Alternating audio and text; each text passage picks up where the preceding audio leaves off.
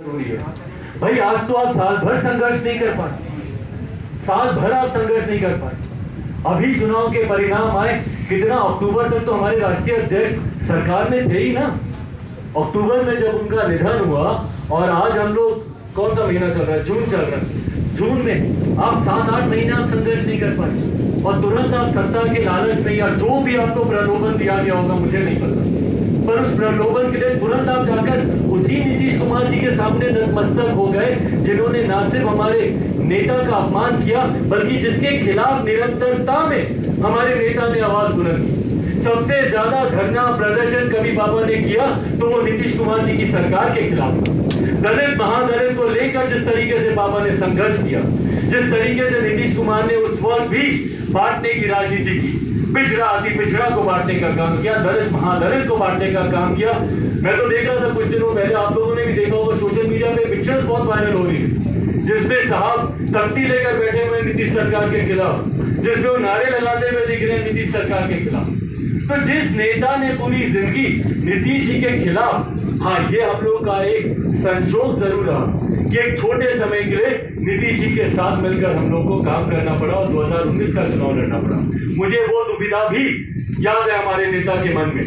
मुझे याद है जब रातों रात 2017 में नीतीश कुमार जी यूपीए गठबंधन छोड़कर एनडीए के साथ वापस आ गए थे। याद होगा शाम के समय ये हलचल शुरू हुई और एकदम से जैसे हमारे लोग छोड़कर एकदम से रातों रात चले गए। रात का काम कौन करता है पता ही है ना, चोरी छुपे जो काम होता है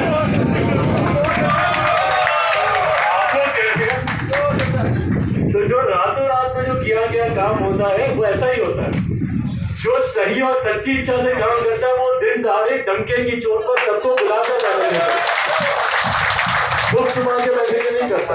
तो इसी तरीके से छुप छुपा के बैठक की नीतीश कुमार जी और रातों रात 2017 में वो एनडीए गठबंधन का हिस्सा वो वापस बन गए। और एनडीए में आने के बाद मुझे याद है बाबा उस रात भी बड़े विचलित थे। उन्होंने बोला कि अब तो ये भी साथ में आ गया, अब क्या करेंगे हम लोग। तो उसके बाद काफी लंबे समय तक हम लोगों ने उस पर चर्चा की और फिर हम लोगों ने स्पष्ट किया कि भैया जो हमारे मुद्दे हैं, अगर आप हमारे मुद्दों पर, और हमारा गठबंधन, मुझे गर्व है इस बात का कि किसी भी राजनीतिक दल के लिए हमारा समर्पण नहीं है।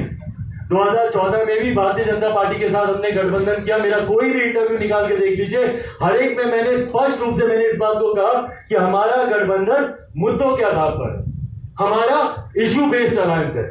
भाई हमारे दलितों, पिछड़ों, अल्पसंख्यकों, जितने भी वंचित वर्ग के लोग हैं, उनके अधिकारों की लड़ाई के लिए हमारा गठबंधन है। अगर आप उसी को ही महत्व नहीं देंगे तो हम आपके साथ क्यों रहेंगे। भारतीय जनता पार्टी अगर पिछले 2 साल पहले जब अनुसूचित जाति जनजाति एट्रोसिटी एक्ट के ऊपर जब सवाल उठे थे उस वक्त अगर साथ नहीं देती तो हम लोग क्यों आपके साथ रहते। उसी तरीके से बाबा ने भी उस वक्त डिसाइड किया कि भाई हम अपनी कुछ मांगे नीतीश कुमार जी के सामने रखेंगे, अगर ये उसको मानते हैं तो सही बात है, नहीं मानेंगे तो हम लोग अपनी राह चुनेंगे। उस वक्त हम लोगों ने दलित महादलित को खत्म करने की बात की और उस वक्त हम लोगों ने एक बड़ा राष्ट्रीय अधिवेशन दलित सेना का हम लोगों ने किया, जिसमें उस वक्त के मुख्यमंत्री नीतीश कुमार जी को भी हम लोगों ने आमंत्रित किया और उसमें आकर नीतीश कुमार जी ने इस बात की घोषणा की कि जो जो सुविधाएं महादलित परिवारों को मिल रही हैं दलित परिवारों को भी मिलेगी। पर उसमें विडंबना यह है कि भैया महादलितों को ही अभी तक उन घोषणाओं का लाभ नहीं मिला तो बाकियों को क्या मिलेगा। जो 3 डिसमिल जमीन और विभिन्न तरीके की जो बातें, अभी भी तो चुनाव से पहले इन्होंने लॉलीपॉप दिया था ना, क्या कहा था इन्होंने कि दलित परिवार में कोई हत्या होगी तो उसको सरकारी नौकरी दी जाएगी। आज जब हत्या होती है तो जब हम लोग डीएम वगैरह से बात करते हैं तो कहते हैं किसी कोई अधिसूचना नहीं है, नोटिफिकेशन नहीं है। तो इस तरीके से तो लोगों को ठगने का काम करते हैं। तो 2017 में जब बाबा ने साथ में मिलकर अपने सारे विचारों को, सारे इश्यूज को उनके सामने रखा, उसके बाद फिर बाबा ने निर्णय लिया कि चलो अब अगर हम लोग गठबंधन में हैं, एक ईमानदार सहयोगी की, और मुझे गर्व है कि लोक जनशक्ति पार्टी हमेशा ईमानदार सहयोगी की भूमिका में रही है। हम लोग जिसके साथ रहे हैं पूरे दमखम के साथ रहे हैं, कभी किसी की पीठ पर हम लोगों ने छुरा भोंकने का काम नहीं किया। आज भी 2014 में मेरा गठबंधन, हमारा गठबंधन 2014 में भारतीय जनता पार्टी के साथ हुआ था, नीतीश कुमार जी के साथ नहीं हुआ था। नीतीश कुमार जी तो उस वक्त हमारे मौजूदा प्रधानमंत्री आदरणीय नरेंद्र मोदी जी का हाथ झटक कर चले गए थे। उनके प्रधानमंत्री पद की दावेदारी को ठुकरा कर वो उनसे अलग हुए थे और उस वक्त हमारे नेता आदरणीय रामविलास पासवान जी ने नरेंद्र मोदी जी का हाथ थामा और वो अंत तक हम लोगों ने निभाया। अभी भी बिहार विधानसभा के चुनाव में हम लोगों ने भारतीय जनता पार्टी के खिलाफ, नरेंद्र मोदी जी के खिलाफ हम लोग नहीं गए। पर हाँ, हमारा गठबंधन नीतीश कुमार जी के साथ थोड़ी था। 14 में वो हमारे साथ थे, नहीं थे। 15 में थे, नहीं थे। 17 में वो रातों रात आए, और उसके बाद जिस तरीके से आने के बाद उन्होंने हमें ही काटने का काम किया। आज भी लोक जनशक्ति पार्टी ने किसी तरीके की कोई पहल नहीं की। आज तो जो लोग हमारा ही गर्दन काटने पे आए हुए हैं, उन पर भी पहला वार हमने तब तक नहीं किया जब तक उन्होंने हमारे ऊपर वार करना नहीं शुरू किया। जब तक पशुपति कुमार पारस जी ने बैठक बुलाकर मुझे राष्ट्रीय पद से हटाने की घोषणा और नई कार्यकारिणी और नए अध्यक्ष के चुनाव की बात नहीं की, तब तक हम लोगों ने उन्हें पार्टी से निष्कासित करने की घोषणा नहीं की थी।